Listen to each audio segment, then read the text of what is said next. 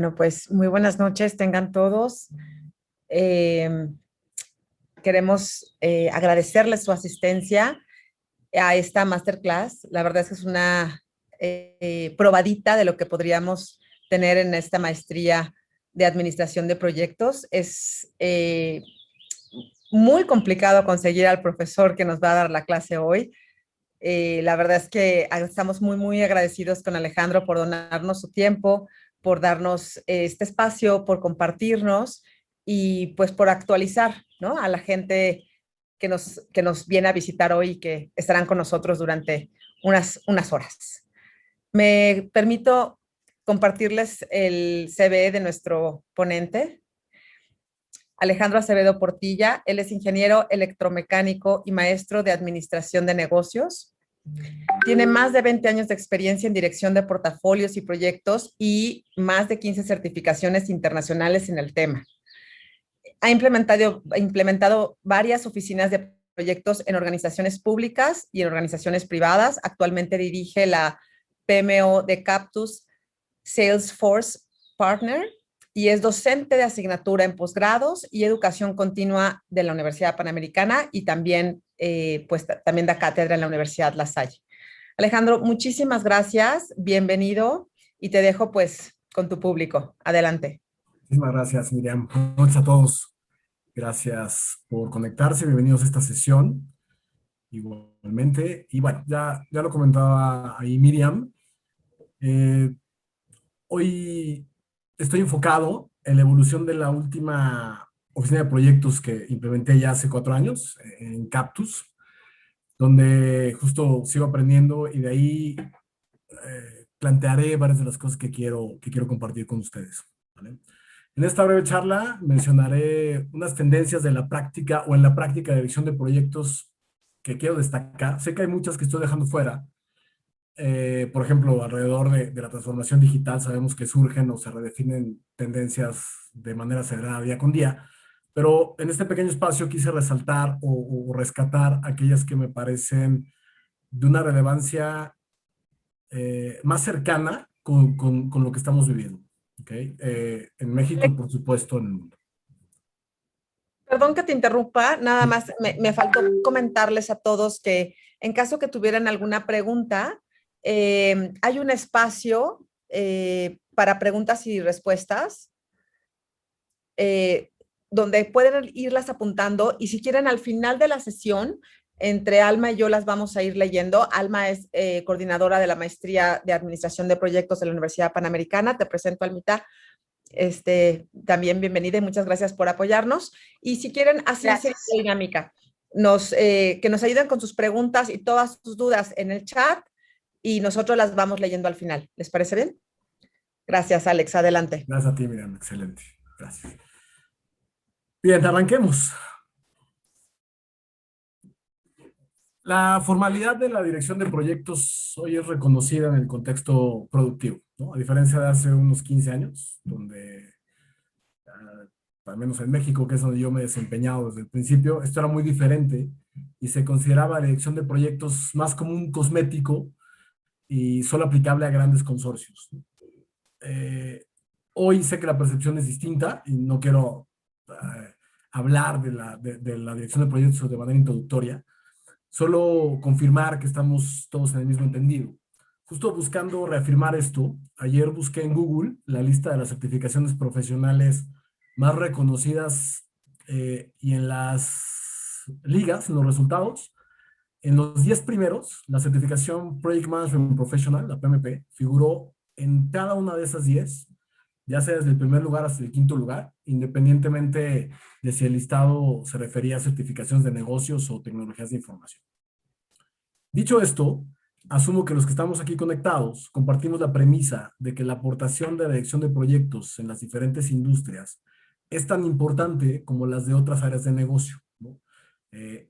Como las productivas y las comerciales. Justo la dirección de proyectos soporta esa y otras tantas, ¿no? Así que el foco de esta presentación será compartir estas perspectivas de la situación actual y la venidera, ¿no? Tanto en la práctica propia de dirección de proyectos como en el foco o en el tipo de proyectos que estamos hoy implementando, que en la mayoría de los de los que estamos metidos en eso estamos implementando. Okay. El momento que vivimos está influenciado por diferentes temas. Uno de ellos, por supuesto, la pandemia, ¿no? Tal vez ya no tan, no sé, impactante, porque llevamos un año con ella, a veces nuestra capacidad de asombro se va moviendo, pero sigue estando muy vigente y sigue dando sorpresas, ¿no? En julio pasado, la agencia BBC publicó que la recesión causada por el coronavirus sería la cuarta peor de las sucedidas los últimos 150 años. En este mismo tenor, días antes de eso, el Banco Mundial, en un comunicado de prensa, el 8 de junio, dijo que el coronavirus estaba hundiendo a la economía mundial en la peor recesión desde la Segunda Guerra Mundial. Esto es hace 75 años, solo detrás de la crisis del 29, ¿no? Esperemos que no la sobrepase. Ahora, salvo aquellas personas nacidas en los 40 o antes, podemos decir que estamos viviendo la peor crisis de la que tengamos memoria individualmente. Yo quiero pensar que la gran mayoría de los que estamos aquí conectados y la gran mayoría de la fuerza laboral. Entonces, estamos frente a la crisis más grande y eso evidentemente demanda que tomemos acciones en muchos aspectos. Hablaremos de lo que nos concierne en dirección de proyectos. Bien. El entorno VUCA. Si bien es cierto, este término es acuñado en los 80s, hace más de 30 años, nunca ha sido tan relevante como hoy, ¿vale? El impacto y el nivel de la pandemia de COVID-19 nos deja confirmar que nunca antes este concepto fue tan atinado.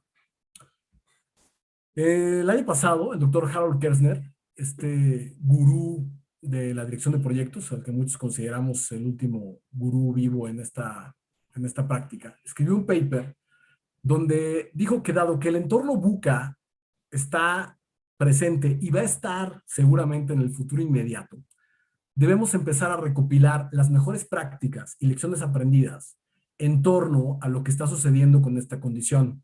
Argumenta que los datos históricos van a ser una excelente herramienta de aprendizaje y puede resultarnos benéfico, o va a resultarnos benéfico, tener registro tanto de la frecuencia o de la permanencia de los diferentes eventos que se están presentando, ¿no? Estos eventos que muy posiblemente están complicando o poniendo complejos nuestros proyectos actualmente. Entonces aquí la primera recomendación de la noche, vamos documentando los aprendizajes puntualmente en torno a esta situación de pandemia que estamos viviendo y en cuanto a las acciones que estamos tomando como respuesta en los proyectos que estamos trabajando. Entonces la volatilidad, incertidumbre, complejidad y ambigüedad hoy sin duda está más que presente. En este contexto, el equipo de Program Management de la firma KPMG en Australia publicó un artículo sobre la nueva realidad de dirección de proyectos y programas en la era COVID, ¿no? Da por sentado que los proyectos hoy se están desempeñando en un entorno VUCA y sin importar la forma en la que cada organización se está adaptando a esta situación, más que proponen, identifican estos, déjenme marcar aquí, estos 4 horizontes por los que ya pasamos o nos estamos acercando, ¿vale? El horizonte 0, denominado así, es la reacción, ¿okay? El cambio rápido que enfrentamos todos prácticamente para trabajar de forma remota provocó una interrupción significativa en varios proyectos en diferentes industrias, ¿vale? Lo que requirió cambios repentinos en cómo modificarlos, cómo gestionarlos, cómo asegurar la entregabilidad, cómo modificar el gobierno o la gobernanza de las estructuras de los proyectos. Esa fue la manera en la que todos o cualquiera pudimos responder. El horizonte 1, la resiliencia. Habiéndose adaptado a los esquemas de trabajo remotos, los proyectos que así lo vivieron, ahora estos proyectos, muchos de estos proyectos, se enfrentan a otros cuestionamientos como la modificación de alcance o el scope, ¿no? Eventualmente, en casos más drásticos, a la reevaluación del caso de negocio, ya que en algunas situaciones las organizaciones que patrocinan estos emprendimientos están respondiendo a la situación cambiando el rumbo de su organización. Todos creo que podemos conocer algún caso de organizaciones que de manera tal vez pausada y bien controlada pudieron modificar el rumbo, otros que tuvieron que hacerlo más como un tema de supervivencia que de oportunidad, ¿no? Pero hemos visto cómo las organizaciones fueron cambiando sus estrategias, por supuesto los objetivos que perseguían. El horizonte 2, y es donde estamos ahora, es la recuperación, ¿vale? Ya que estamos pretendiendo establecer el nuevo rumbo, o por lo menos el rumbo ad hoc que está vigente hoy, que sabemos que puede cambiar y las organizaciones deben de estar muy atentas a poder recular o replantear lo que estén ejecutando. Ahora es labor de los profesionales de Project Management crear las condiciones que permitan una entrega estable y controlada del alcance de los proyectos que en algún momento tuvieron ajustes debido a estas situaciones. Y lo que viene, el horizonte 3, la nueva realidad. A medida que nos movemos hacia esta nueva normalidad, que hoy identificamos el concepto, hoy lo decimos tal vez mucho, sin embargo, no tenemos claro cómo va a ser. Ya sabemos que, de entrada, altamente probable, las formas de trabajar van a cambiar, unas ya cambiaron para siempre, y entre las cosas que van a cambiar, más allá del trabajo remoto, es el enfoque de selección y ejecución de proyectos dentro del portafolio. Tal vez antes las organizaciones podían darse el lujo de definir su portafolio por ejercicio fiscal. Hoy podríamos tal vez pensar en que lo harán semestral o trimestralmente, dadas las funciones, dadas las condiciones que el entorno presente. Entonces, de la misma manera que las organizaciones van a estar modificando los componentes del portafolio a los que estén dándoles vida o continuidad, los project managers deben igualmente adaptarse a estos cambios que va a haber, tanto en la propia aprobación o en la propia, sí, justificación y fondeo de proyectos, como en el eventual cambio de rumbo en algunos de ellos. Por supuesto vamos a hablar más adelante y saldrá este término de agilidad y agilidad organizacional que está tan en boga, que sigue estando no tan clara, ¿no? La gente sigue a veces pensando que agilidad es rapidez, ¿no? O lapsos cortos de tiempo y puedes llevar a cabo proyectos con un framework ágil que duren 18 meses. Entonces, tenemos que entender más bien qué es el tema de resiliencia y respuesta a las situaciones, lo que debemos de aprender. Ahora, ¿a dónde nos lleva esto?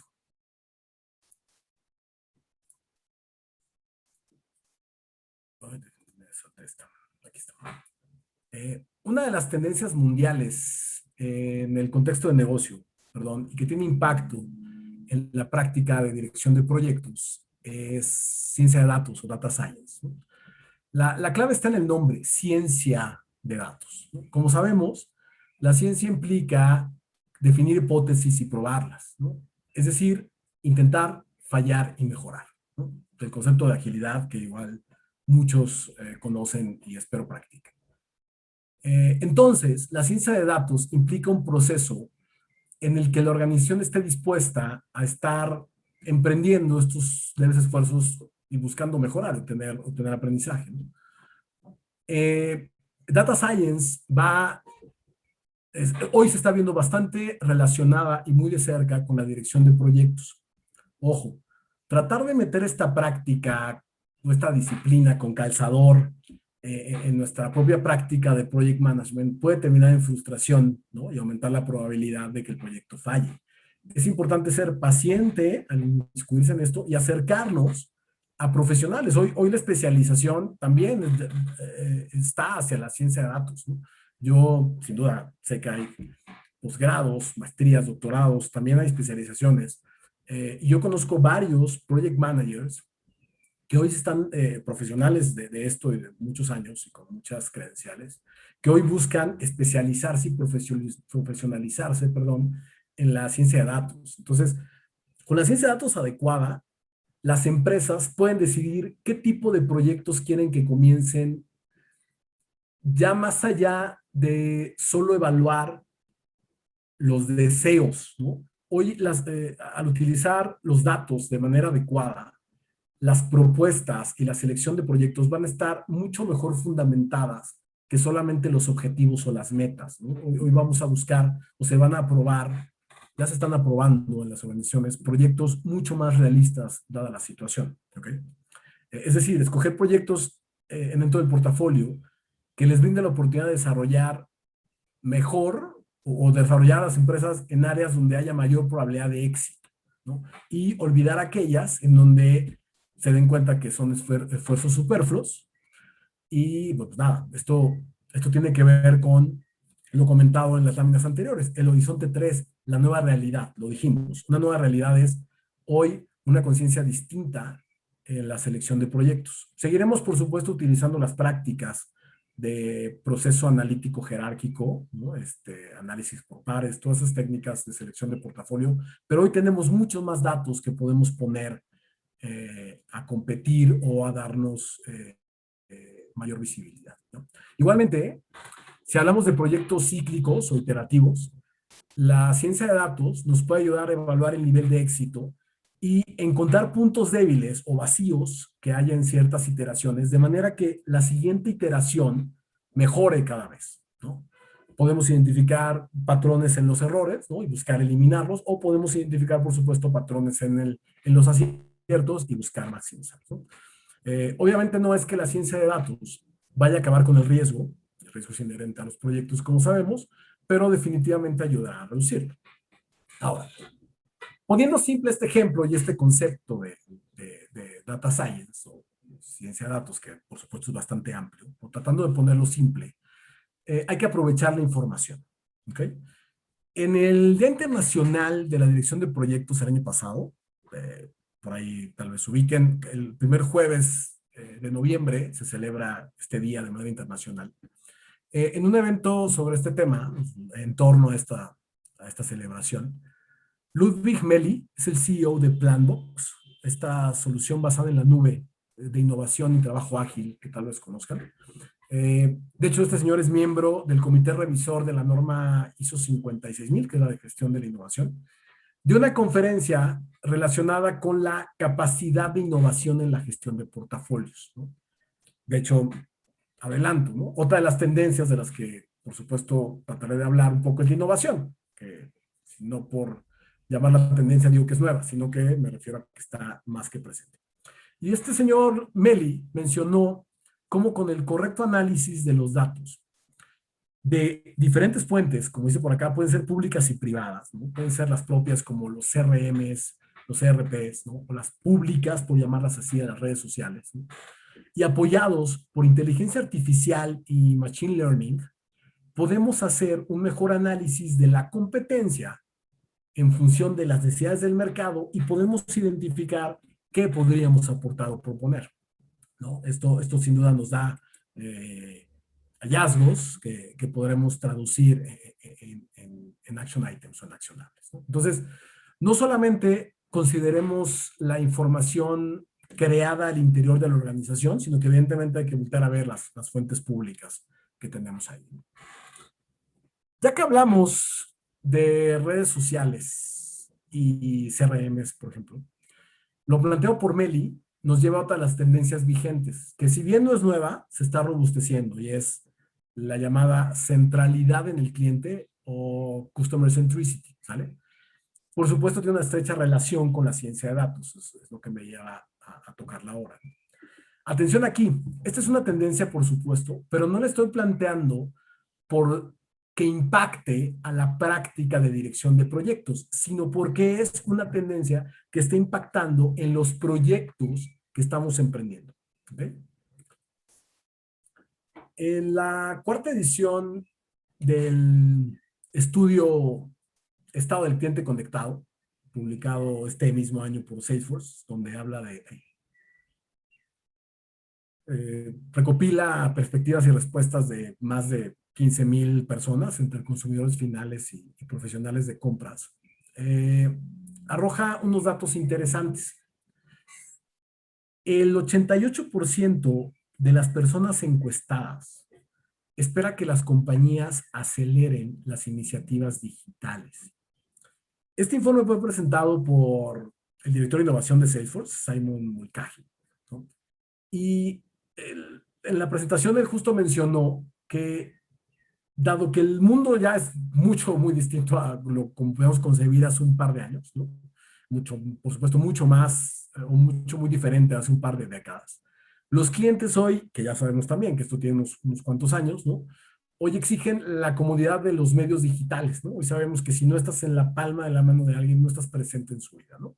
Entonces, muchos de los proyectos que estamos emprendiendo, que se están emprendiendo en la industria, tienen que ver con esto. Y no se trata de automatizar procesos por automatizarlos, es automatizar procesos que nos acerquen a los consumidores, a los clientes por los que estamos operando. Ahora, otra vez, solo confirmando que cuando hablamos de cliente, hablamos de aquellas personas que reciben nuestro servicio, podemos hablar de organizaciones lucrativas y no lucrativas. Es un contacto con aquellas personas que reciben el producto de lo que generamos como parte de nuestro negocio, de la negación del ocio, de nuestra razón de ser.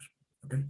Y bueno, pues este valor del 88%, por supuesto, era mucho menor 2 años antes y 4 años antes, que fue la segunda edición del estudio, porque la pandemia de COVID-19 puso a aquellas personas que no estaban tan convencidas del comercio electrónico, de una cierta cantidad de apps, las puso mucho más convencidas y en ese contexto. Y tal vez ahí podrán algunos coincidir conmigo, ¿no? Cerca de mí, mi madre, algunas otras personas que no eran tan afectas a este tipo de comportamientos de consumo, hoy están más que incluidas. En ese mismo estudio, pero en la versión del 2018, yo ahorita les digo por qué la comento, porque ahí en la presentación sí se habla del resultado por país, y en México, ya entonces, en hace 3 años, la mayoría de los encuestados manifestó expectativas e interés acerca de inteligencia artificial, ¿vale? Que como ya les mencioné, es otra tendencia de la que vamos a platicar en un momento, ¿vale? Claro, ahí sí debo mencionar, la inteligencia artificial sí está impactando la dirección de proyectos como práctica, y eso lo vamos a revisar.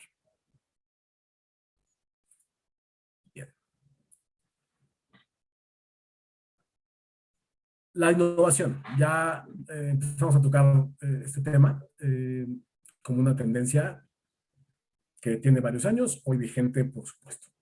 Jay Rao, probablemente lo conozcan, es uno de los más grandes expertos en innovación, es un residente en la Universidad de Babson. Les recomiendo mucho un libro que se llama Innovación 2.0, es un libro muy pequeño, muy corto, muy digerible. Y él menciona que la innovación se trata de un proceso que tiene más que ver con la cultura de la empresa que con la intención de invertir dinero o tecnología que esta pueda tener. Entonces, otra vez, creo que a veces consideramos o sobreestimamos las palabras, ¿no? La palabra innovación es fuerte, ¿no? Sin embargo, no es muy diferente a mejora continua, ¿no? Que es un concepto un poco más viejo o ya más gastado, pues. Pero es prácticamente lo mismo. Se trata, innovar, al igual que la mejora continua, busca romper el statu quo. Entonces, es parte del aprendizaje del que hablamos, parte de la agilidad, parte de la resiliencia. Todo esto finalmente se conjuga. Conectando con lo que ya mencionábamos de la ponencia de Ludwig Meli respecto a ciencia de datos. Y ahora hablando de innovación, justamente en esa propuesta que él hizo en aquella plática, que recuerdan que mencioné que él propone analizar los datos de todas las fuentes posibles. Bueno, pues, parte de la innovación es, primero, ser capaces de explotar y conectar todos los datos, que es sin duda el tema de hoy con el data management, y donde hay una mina de oro para aquellas personas que están realmente metiendo esfuerzo ahí y seguro que van a lograr, si no es que están logrando muy buenos resultados, ¿no? Pero es curioso que diciendo o teniendo claro que hoy estamos en la era de información, más bien ahora el cuestionamiento deberá ser cómo la aprovechamos, ¿no? Hay fuentes de información al interior de la organización, las herramientas colaborativas como Slack, Team, Google Workspace, ¿no? Tenemos la fuente de los diferentes CRMs y RPs que hoy existen en las organizaciones, tenemos inteligencia de negocios en el BI, tenemos redes sociales, hay infinidad de fuentes de información, y en la innovación o con foco en la innovación, debemos de buscar cómo consolidar toda esa información, acomodarla adecuadamente, de manera que nos permita, y recordar la lámina que mostré hace un momento, es analizar de manera que podamos tener identificadas ideas, o mejor aún, planes de acción que vamos a trasladar o convertir en proyectos. No debemos subestimar ninguna de las fuentes de datos, ¿no? Nada, información es poder, cosa que tienen todos clarísimo. Bien. Como evidencia de esta tendencia creciente de darle importancia a la innovación, deben saber que algunas organizaciones han implementado lo que hoy llamamos IMO, o Innovation Management Office, ¿no? De hecho, Jay Rao es un consejero externo de la IMO de Ocean Spray, esta empresa de bebidas, porque ya muchas organizaciones están con un esfuerzo consolidado ya y operando una PMO, hoy están implementando esta IMO. Y otra vez, no vayamos con el nombre sofisticado, ¿no? En sentido estricto, si vemos sobre todo el lado derecho de la lámina, donde se muestran las características de la oficina de innovación, podemos ver que aquellas como prácticas disruptivas o transformaciones drásticas son efecto de lo que hace el Centro de Excelencia, el Center of Excellence, que si bien es un rol de la PMO, no todos la tienen, ¿no? Y la propuesta es que la IMO esté descentralizada de la PMO, pero básicamente es solo darle más formalidad y soporte a una práctica que busque retar a la oficina de proyectos para modificar esas metodologías, para probar nuevas maneras de hacer el delivery y la propia gestión. ¿Okay? Como pueden ver, igualmente estas entidades, la PMO y la IMO, se complementan al contrarrestarse. Por ejemplo, la PMO busca la eliminación de riesgos y vemos que la IMO busca un riesgo controlado. Esto es, se enfoca en correr aquellos riesgos que puede controlar. Igualmente basa una muy buena parte de sus propuestas en los supuestos. Curiosamente, a los project managers que nos formamos hace varios años, lo que nos enseñaron en la clase 1 fue entre menos supuestos utilices y en los que bases tu proyecto está mucho mejor. Hoy, evidentemente, la recomendación es darle cabida a estas nuevas propuestas, que obviamente también sé que esto no es una labor exclusiva o única o una asignatura solo para el project manager. Se espera que la organización y el contexto permita un entorno en el que la falla no se señale ni se castigue, sino que se busque aprender y mejorar. Bien. Otra de las tendencias es la inteligencia artificial, ya lo hemos escuchado también, uno de los movimientos tecnológicos que mayor presentación tiene hoy y ya está alcanzando la práctica de project management.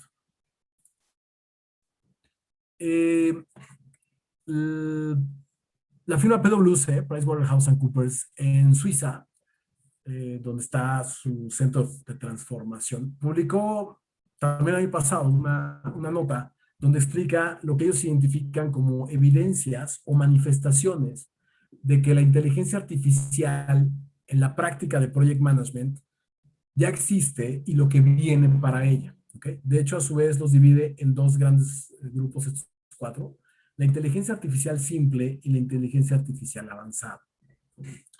La simple, que es en la que ya hoy es una realidad, seguramente aquí más de uno trabaja con plataformas de dirección de proyectos integradas, no sé, con Slack o SharePoint. Hoy tú puedes integrar tu plataforma de Jira con Slack, pues igual con Teams.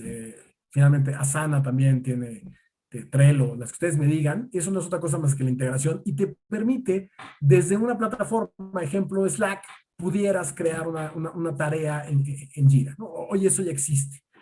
Más avanzado esa integración de automatización es que ya con base en los registros de tareas que puedas hacer tal vez desde unas plataformas ajenas al propio project manager que utilices, ya la integración te puede hacer cálculos o estimaciones de nuevas fechas de término o nuevos presupuestos estimados para la terminación.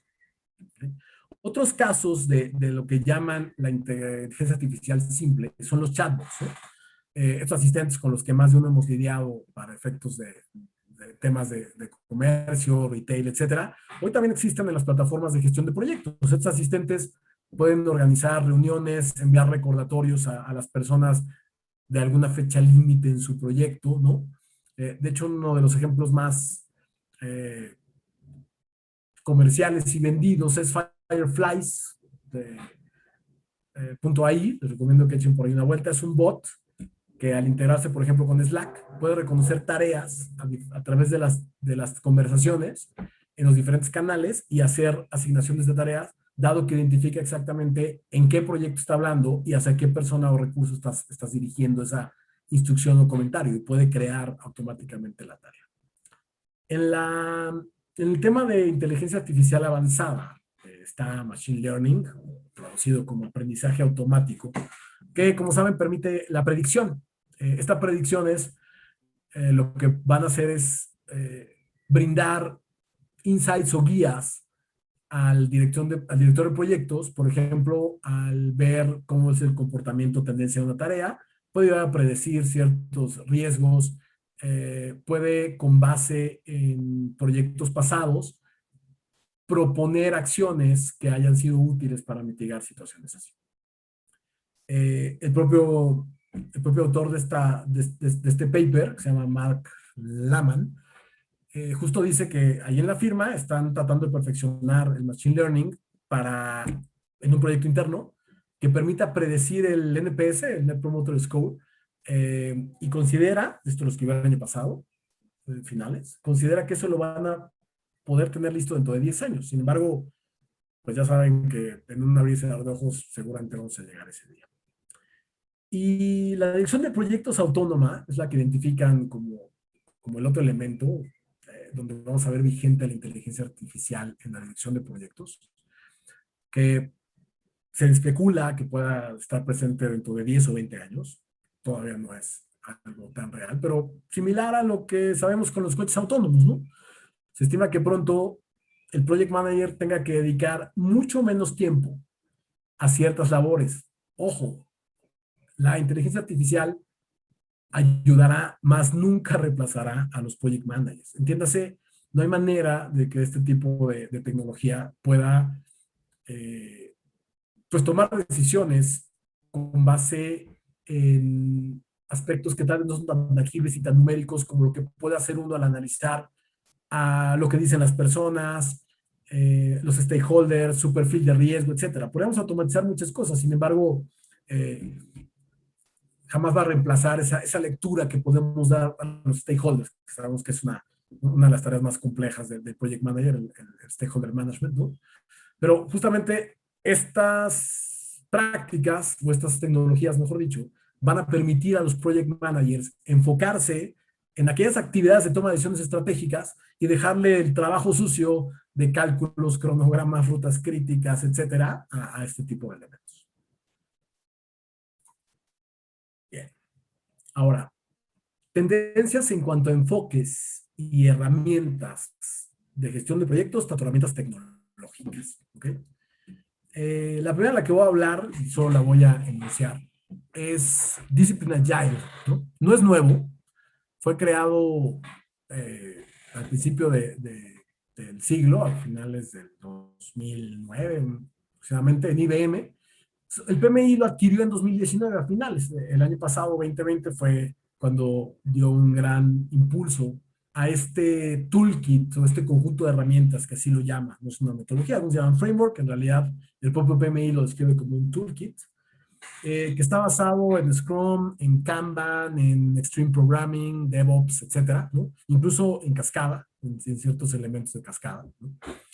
Está estructurado en cuatro perspectivas: mentalidad o mindset, tomando en cuenta fundamentos de Lean y ágil, así como tradicional; las personas, ya que asigna o puede asignar uno o varios roles a cada uno, incluso permite que uno identifique por cuál se va; los flujos o flows, que son cuatro: entrega, DevOps, IT, Enterprise; y prácticas, ¿no? Que justamente lo que busca es que cada individuo dentro del equipo pueda personalizar su manera de trabajar, lo que llama este conjunto el WOW, el Way of Working. ¿Okay? Entonces, eh, esta propuesta da bastante amplitud y seguro que está teniendo bastante buen recibimiento porque permite desarrollar muchísimas habilidades, individualmente como en el equipo.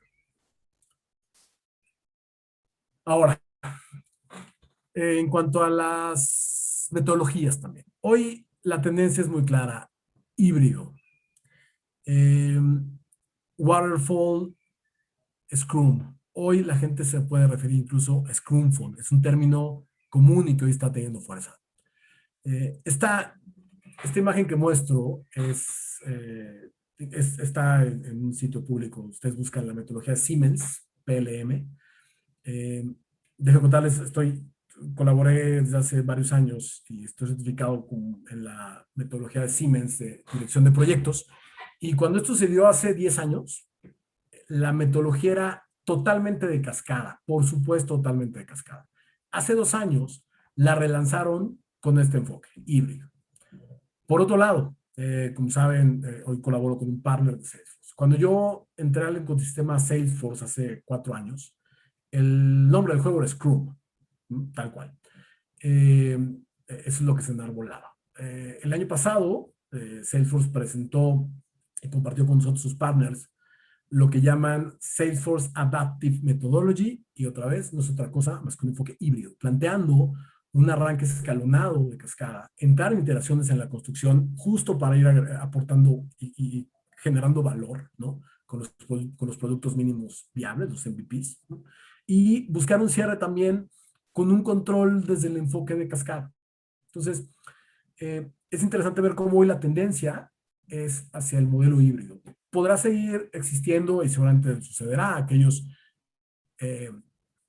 puristas del waterfall, aquellos puristas de Scrum, ¿no? Sin embargo, hoy la realidad, y lo menciona el PMI en un estudio que se llama Achieving Greater Agility, alcanzando la máxima agilidad,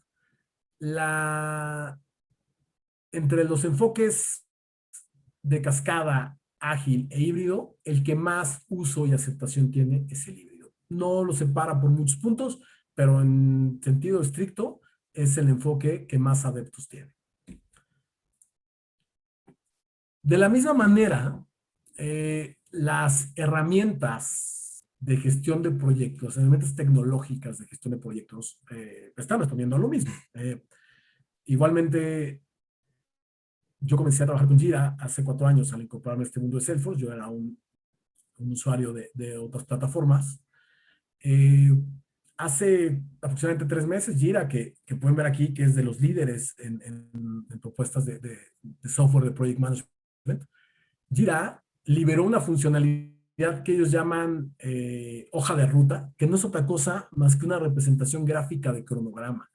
La gente se está dando cuenta, sí, hay muchas bondades en ágil, soy el primero a reconocerlas, y hay muchas bondades en tradicional. La gente se da cuenta de la ventaja que tiene poderle dar un horizonte, una visión, un calendario a la gente, ¿no? Finalmente vivimos atados a una agenda, todos hoy tenemos N compromisos en nuestro calendario cada vez. Los proyectos tienen que gestionarse igual. Si no tenemos un espacio destinado para ellos en una hoja de calendario, va a ser muy difícil poder entregar. Nada, vean cómo justo Project, que siempre fue de los líderes, Clarisen igual, hoy está por acá abajo, igual pasa con Basecamp, que llegó a estar muy por encima de todos hace aproximadamente 6 años. Hoy vean, y creo que todos han escuchado tal vez, de estos que están como líderes, Asana, Trello, con sus versiones gratuitas, que hacen que mucha gente se acerque a ellos, ¿no? Smartsheet igual. Entonces, hoy, y todas estas plataformas, estoy seguro de Trello, Smartsheet, Asana y Jira, hoy tienen vistas de cronograma, ¿no? Incluso en Asana, por ejemplo, es una funcionalidad de paga. ¿Por qué? Porque saben que la gente le va a consumir. ¿Vale? Bien.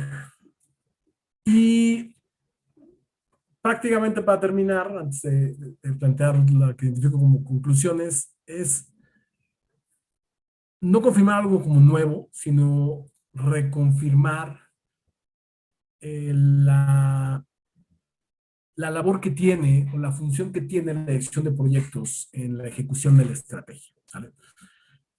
Si bien es cierto, hay muchas tendencias que nos hablan de lo avanzados que estamos en tecnología, hay otros estudios no tan alentadores. En general, si vamos con reportes del PMI, de Standish Group, con el Chaos Report, como lo que ustedes me digan, de acuerdo a lo que leí de manera rápida, saqué un promedio de lo que dicen esos estudios de diferentes organizaciones.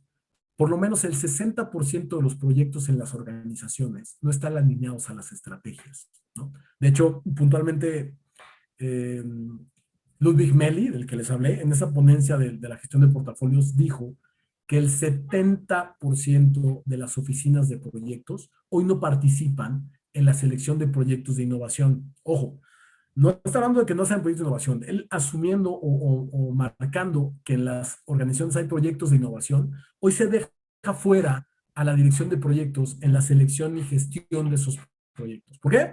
Primero, algunas puede ser la duda, las PMOs pueden ser demasiado rígidas, ¿no? Y entonces, pues un proyecto de innovación, pues a lo mejor no tiene cabida porque no hay muchísimo precedente sobre cómo gestionarlo. O simplemente el colectivo supone que un proyecto de esa naturaleza no debiera ser gestionado por la entidad que gestiona o que marca la metodología dentro de los proyectos. Entonces, lo que quiero plantear aquí es si los project managers y las oficinas de proyectos mostramos y demostramos que estamos tomando estos aprendizajes, moviéndonos junto con las tendencias, moviéndonos junto con las realidades y buscamos la evolución, de manera natural nos vamos a involucrar en esa inercia que las organizaciones están teniendo, algunas, insisto, por necesidad, otras por capacidad, otras por suerte, pero es importante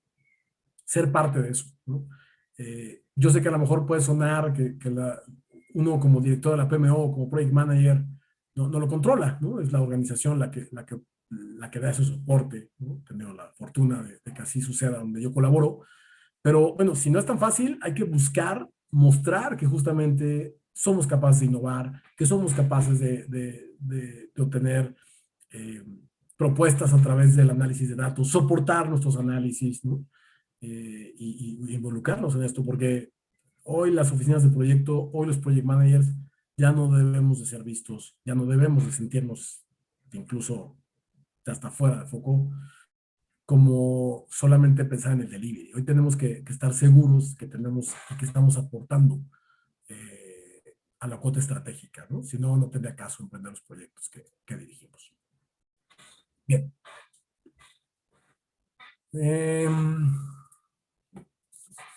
Como conclusiones, si bien es cierto, estamos en un entorno buca, recordemos lo que propone McKinsey como respuesta ante un entorno buca. Ante la volatilidad, seamos versátiles. Ante la incertidumbre, demos entendimiento e interés por aprender. Ante la complejidad, apliquemos creatividad. Y ante la ambigüedad, adaptación. Si nos quedamos quietos, seguro nos va a llevar la ola y plantaremos cosas muy, muy distintas. Y bueno, aprovechar cada una de las herramientas que vamos acumulando a través de la experiencia. Enfoque de cascada, ágil, con todas sus variantes, design thinking, DevOps, extreme programming, pair programming, data-driven projects, lo que ustedes me digan.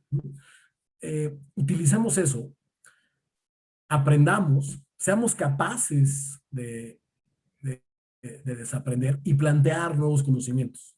Hace un par de años, el CEO de la organización donde me desempeño, alguna vez me dijo, palabras más, palabras menos, que debía aprender cosas nuevas, ¿no? Que debía de dejar zona de confort, ¿no?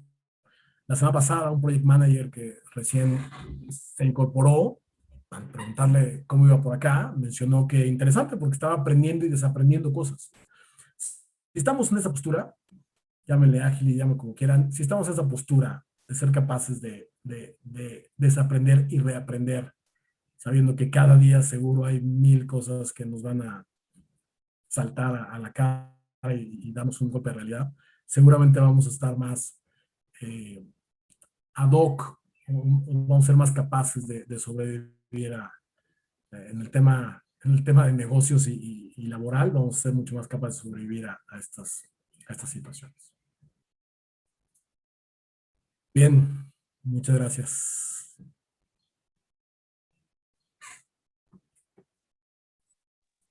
Muchas gracias, Alex. La verdad es que sin duda sí hay que aprender, desaprender, moverse, estar ágiles. No podemos quedarnos en nuestra zona de confort. Lo más fácil es eso, ¿no? Quedarnos con lo que ya sabemos, que sabemos hacer muy bien.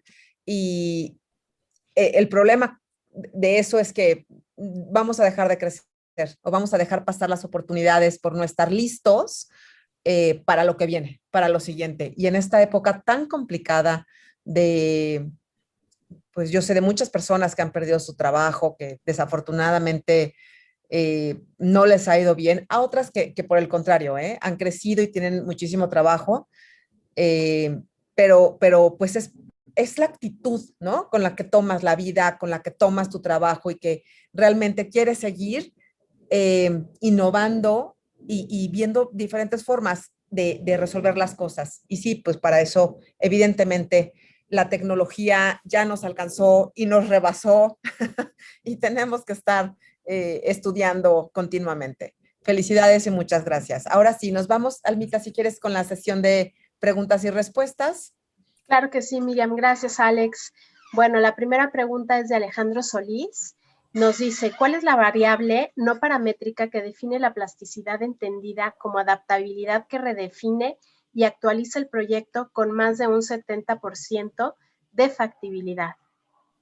A ver, déjame también leerla porque justo lo que tiene ahí un contexto antes, ¿no? Dice, los parámetros cualitativos, cuantitativos, las inferencias, así como la estructura tendencial, hace referencia a comportamientos, no así de la plasticidad del objeto de inversión, así como la suficiencia y competitividad. Por lo tanto, análisis paramétrico no es experiencia en la operación técnica, de acuerdo a mi experiencia administrativa, mi experiencia en todo aquello, de un cuidadoso análisis analítico y pensar. Hablando de innovación, ¿cuál es la variable no paramétrica que define la plasticidad entendida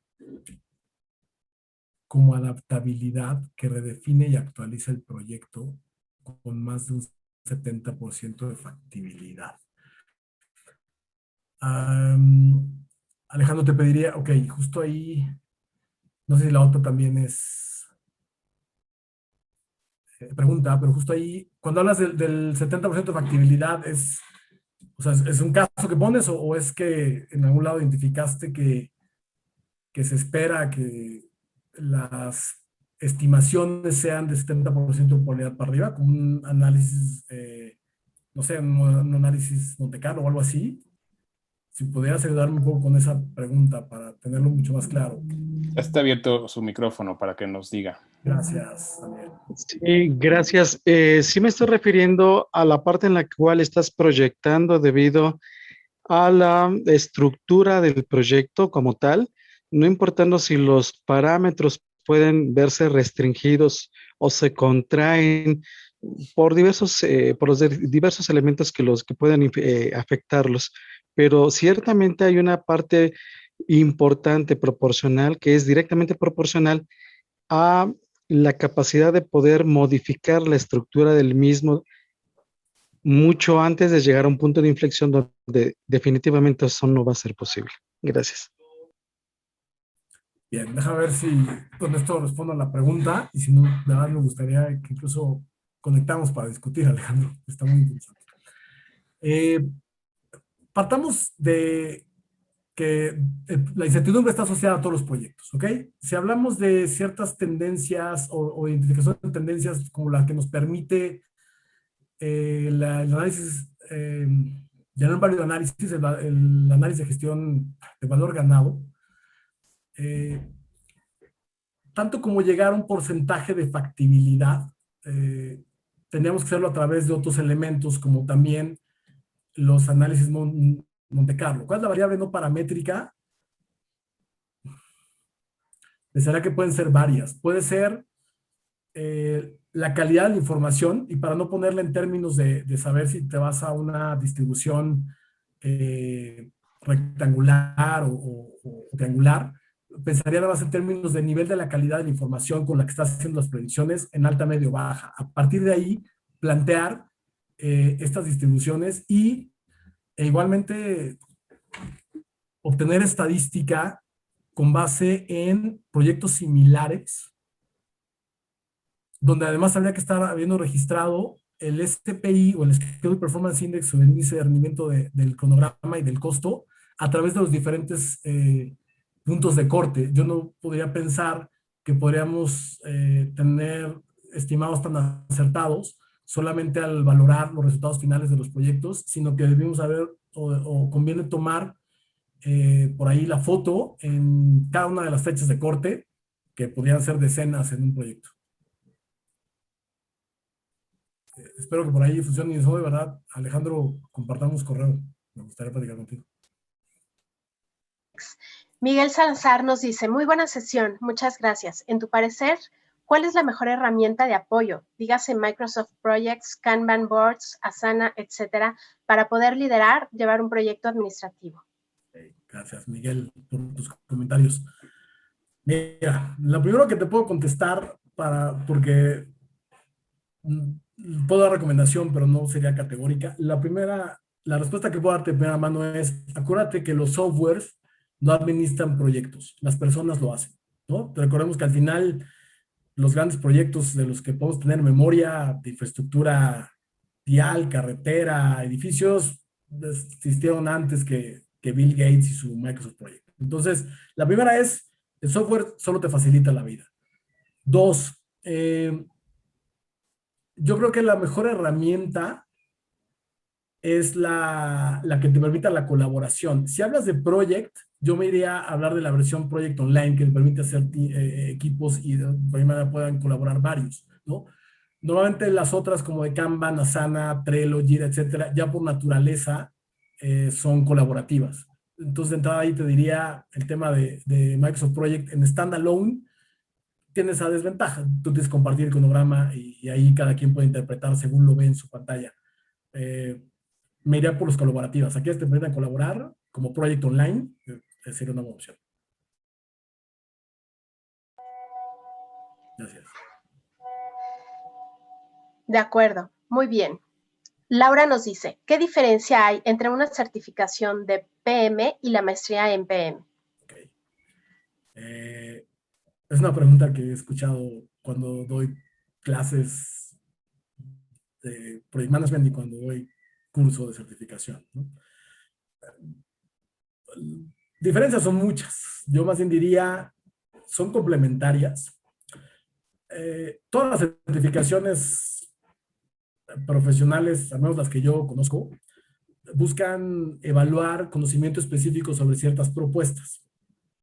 Y claro, acreditar el examen tiene su reto porque hay que justo responder de manera que confirmemos que conocemos esa propuesta o esas técnicas o esas herramientas. Y bueno, idealmente las preguntas también están enfocadas a confirmar que la persona las ha utilizado. Entonces, eso es, digamos, lo que podría resaltar de las certificaciones. En cuanto a la maestría, ninguna de estas certificaciones de las que yo he tomado evalúan ciertas capacidades personales como la negociación, la toma de decisiones, este tipo de cosas. Y siento que el posgrado, de entrada, para redondear, respondería que se complementan totalmente. Y una ventaja de un posgrado es el intercambio de experiencias, ¿no? Que si bien es cierto, pues vamos acumulando de manera individual, al leer y al hacer autoestudio también vamos mejorando. Yo veo en las ventajas en compartir sesión, antes aula presencial, ahora solamente remoto, pero en compartir sesión con otras personas, el aprendizaje o la experiencia se maximiza al escuchar la aplicación de las propuestas que se dan en clase en los diferentes contextos o empresas de las personas. Ahí, si me permiten solamente complementar, pues el grado académico, ¿no? La maestría te da un grado académico, entonces eres maestro y la certificación, pues evidentemente sí te distingue, pero me parece que es o sea, técnicamente hablando, la maestría te da como, digamos, el título oficial, ¿no? Es correcto, el grado académico ahí. Gracias, Miriam. Uh-huh. Gracias, Miriam. Gracias, Alex. Fernanda Martínez nos dice, ¿cómo permear una cultura de gestión de proyectos en una compañía? Bueno, eso también. Primero hay que querer darse cuenta de que estamos perdiendo dinero por no hacer los proyectos de manera adecuada. Entonces, yo te diría que la mejor manera de permear esa cultura es haciendo los cálculos de cuánto estamos perdiendo por entregas tardías, por clientes insatisfechos y por asignaciones poco realistas. Creo que es la manera más práctica de hacerlo. Querer entender o darse cuenta que por ahí que puede haber una fuga, o en el sentido positivo, darse cuenta que puede haber una ganancia de tener claro. Las organizaciones obtienen resultados a través de dos caminos: por sus procesos o por sus proyectos, ¿no? Podemos tener los procesos súper controlados, pero a lo mejor no tenemos la capacidad de mejorarlos, que finalmente los proyectos lo que buscan es un cambio, siempre un proyecto es un cambio. Entonces, a la medida que nos demos cuenta que podríamos ser más efectivos al lograr ese cambio, y por ende maximizar el negocio, ¿no? Una cosa es run the business and change the business, que es la teoría del portafolio. Entonces, ¿cómo permearla? Identificando las ganancias o el beneficio que podemos tener al aplicar prácticas formales para la gestión de los proyectos. Puede llegar a ser complicado, ¿no? Cambiar la cultura es, yo creo que de lo más difícil. Es lo más difícil, por supuesto. Sí, es lo más difícil. Me parece que ya no hay más preguntas. ¿Alguien quisiera levantar la mano? Podemos darles el micrófono. Si alguien tuviera alguna otra pregunta. Y si no, bueno, pues la verdad es que la clase estuvo espectacular. Yo quisiera solamente ahí, fíjense que esta parte de la diferencia entre la maestría y la certificación es valiosísima de igual forma, pero al final del día es solamente la acreditación de un examen. Y sí, la maestría, pues es el estudio organizado, ¿no? De varios módulos donde pues te haces, pasas por semestre a semestre, ¿no? Al final todas las materias llevan a un conocimiento específico y que al final del día, pues sí, es un poco, digamos, mucho más completo. Claro, como lo decía Alex, es el desarrollo de todas las soft skills y la certificación es un complemento en realidad. Puedes obtener la certificación e ir pues entrando en este tema de los proyectos, de la administración de proyectos, sin la maestría. Sin embargo, el contar con una maestría, el contar con el grado de maestro, sí también representa a nivel laboral otro estatus, ¿no? Entonces, finalmente ambos se complementan y cualquiera de los dos son muy buenas elecciones, y en caso de estudiar la maestría, valdría mucho la pena después, si ya se interesan más por el tema de proyectos, tomar la certificación, o si bien ya tienen la certificación, valdría también mucho la pena el que tuvieran ya el grado de maestría. Y consideremos también que justo al final de la maestría uno de los N módulos es preparación para el examen, porque es una parte, ¿no?, esta preparación al examen de lo que te puede dar la maestría, por supuesto. Y sí, la verdad es que lo dijiste muy cierto, Miriam, y yo siempre lo he dicho, ¿eh? O sea, una certificación confirma que te sentaste a un examen y lo pasaste, y sabes que puedes finalmente prepararte para presentar un examen. Y eventualmente, ahora lo veo en unos grupos de redes sociales, ahora que estoy metido con Salesforce, en los grupos de estudio y eso, hay muchos temas y tópicos alrededor de las entrevistas de trabajo. ¿Qué? O sea, puedo llegar con mis credenciales y en las entrevistas de trabajo la veo complicada. Entonces, sí, y eso no se mide en un examen de certificación. Exacto, exactamente. Pues muy bien, si ya no hay más preguntas, pues quedamos a sus órdenes. Yo podría atender a cualquiera de los que estuviesen interesados en estudiar la maestría. A mí me encantaría poderlos entrevistar, hablarles un poco más sobre la maestría. No sé, Alex, a lo mejor tú nos pudieras decir esta parte de qué diferencias pudieras encontrar, un poco ahondando más en tu último comentario. ¿Qué diferencias puedes encontrar entre una persona que a lo mejor se ha seguido preparando, estudió una maestría, cuando tú estás contratando para tu empresa? Buena esa. Sí, la entrevista te deja ver muchas cosas. Si nos vamos a la parte técnica, pues puedes librarla con el certificado y al final es un filtro, pero por ahí las preguntas específicas, técnicamente hablando, nos pueden dar mucha luz, ¿no? Y me ha pasado, le pido a mis colaboradores que entrevisten a alguien y la respuesta es, oye, pues no, la verdad es que no tiene claridad. Y puntualmente lo que yo mencionaba sobre el desempeño personal y mostrar las habilidades sociales que puedan tener las personas. Yo estoy en un contexto de consultoría, ¿no? Incluso mi director general y la empresa en general hablamos de un estilo y una personalidad que buscamos en la gente que colabore con nosotros. Obviamente estamos buscando gente que pueda entender, que pueda discutir, que pueda aprender, y es un poco también lo que mencionaba yo de lo que podemos vivir en el aula, ¿no? Hay una buena parte de las materias utilizamos o utilizan por lo menos alguna vez el método del caso, ¿no? Donde hay una ganancia, diría en dos sentidos, si no es que en muchos más, pero voy a hablar solamente de dos, ¿no? Hablamos de la ganancia per se que está probada del método del caso, más el propio entendimiento del tema que estemos viendo en ese momento, ¿no?